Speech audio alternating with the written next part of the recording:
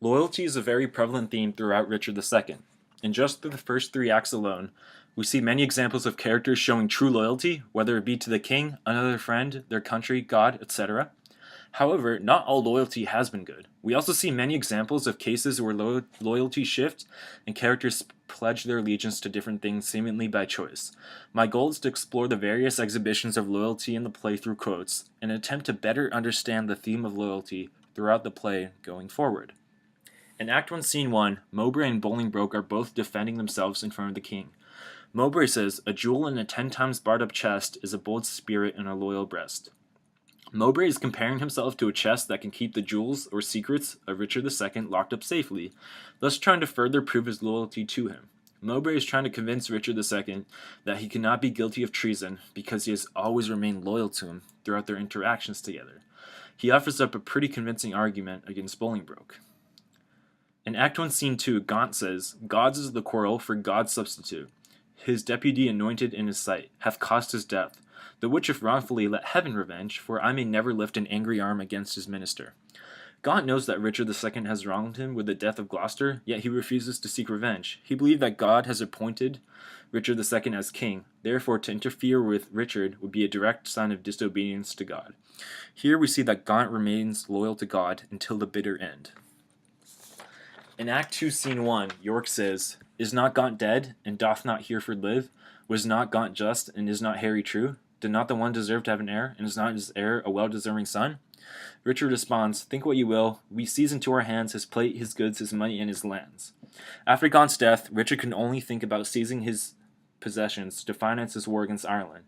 Even though Gaunt has remained loyal to Richard all this time, and Richard does not leave his wealth to be inherited by Bolingbroke.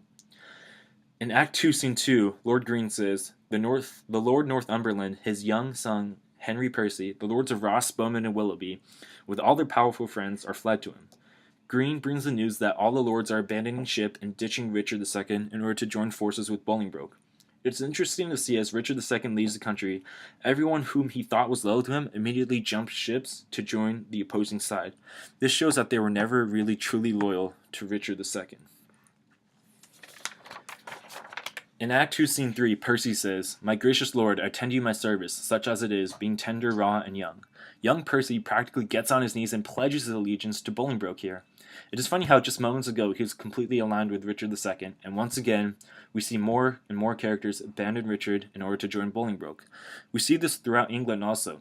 As Bolingbroke is making his way across the country, commoners are just jumping up and joining Bolingbroke. This shows how much more desirable Bolingbroke was in comparison to Richard.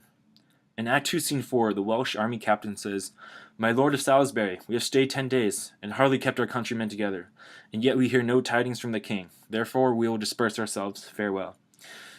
Even Richard's army is deserting him. Despite the lord of Salisbury's pleads, they leave him because they think he is dead.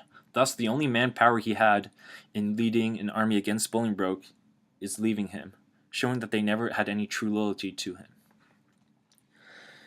In Act 3, Scene 2, Richard II says, "3 Judases, each one thrice worse than Judas." He was referring to Lords Bushy, Bagot, and Green. In biblical times, Judas was the apostle who betrayed the identity of Jesus to the Romans for money. In a similar fashion, Richard is calling the 3 lords traitors for making peace with Bolingbroke. Even though he realizes later that they actually died for him, his quickness to jump to conclusions shows how fast he is to denounce his friends' loyalty when they were the ones who were loyal to him all this time. And finally, in Act 3, Scene 4, the gardener says, why should we, in the compass of a pail, keep law and form in due proportion, showing, as in our model, our firm estate, when our sea-walled garden, the whole land is full of weeds, her fairest flowers choked up? One of the servants in the garden is questioning the need to maintain the garden, when everything around them is surrounded in chaos. He uses the garden as a metaphor to question why they should remain loyal in the midst of all the traitorous acts being committed around them. And finally, I have some questions for further consideration for the rest of the play. First of all, what defines loyalty? Also, who has been the most loyal character thus far in the play? What causes characters to be disloyal to Richard II and shift their allegiance to Bolingbroke, as we have seen throughout the play? And finally, for the remainder of the play, how do you predict loyalties to shift, or perhaps remain the same for the rest of the play, between Richard II and Bolingbroke?